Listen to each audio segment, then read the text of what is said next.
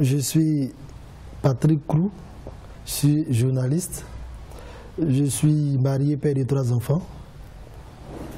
Je suis l'auteur de l'ouvrage « 30 jours en enfer », témoignage d'une rescapée de l'immigration clandestine. 30 jours en enfer, témoignage d'une rescapée de l'immigration clandestine, est l'histoire de Christine. C'est le témoignage que Christine nous a confié. Christine est une jeune Ivoirienne qui est partie de la Côte d'Ivoire en 2013 pour rejoindre son amoureux en Tunisie. Et c'est de là-bas, suite aux difficultés qu'elle rencontrait, elle décide d'aller en aventure, c'est-à-dire de rejoindre les côtes italiennes, et donc européennes. Et le voyage ne va pas se dérouler comme prévu. Christine sera arrivée en Libye, elle sera arrêtée par les rebelles. Donc elle va vivre l'enfer, elle va vivre des situations dramatiques, des situations de traitement inhumain. Vraiment, et ce qui va nous, donc après nous avoir donné ce témoignage, là, nous a apporté à le mettre sur papier pour que tous les Africains puissent s'en inspirer.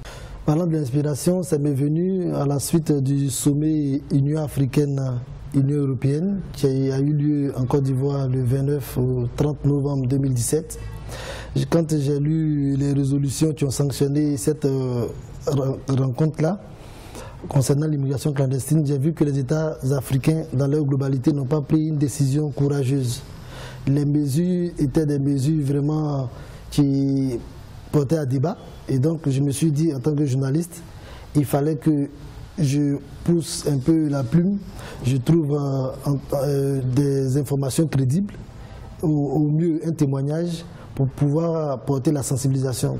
Le message, c'est de dire que l'immigration clandestine n'est pas une bonne chose et que nous devons, c'est vrai qu'il faut immigrer, mais immigrer dans les règles de l'art pour bénéficier en tout cas de conditions plus humaines. Mon prochain livre s'intitule Le cri du silence. C'est aussi un témoignage que j'ai recueilli quand j'avais effectué une mission dans un pays de la sous-région.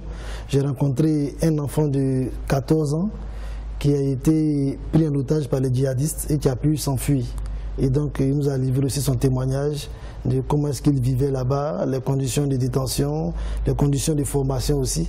Et c'est ce que j'ai recueilli, que je vais publier très bientôt.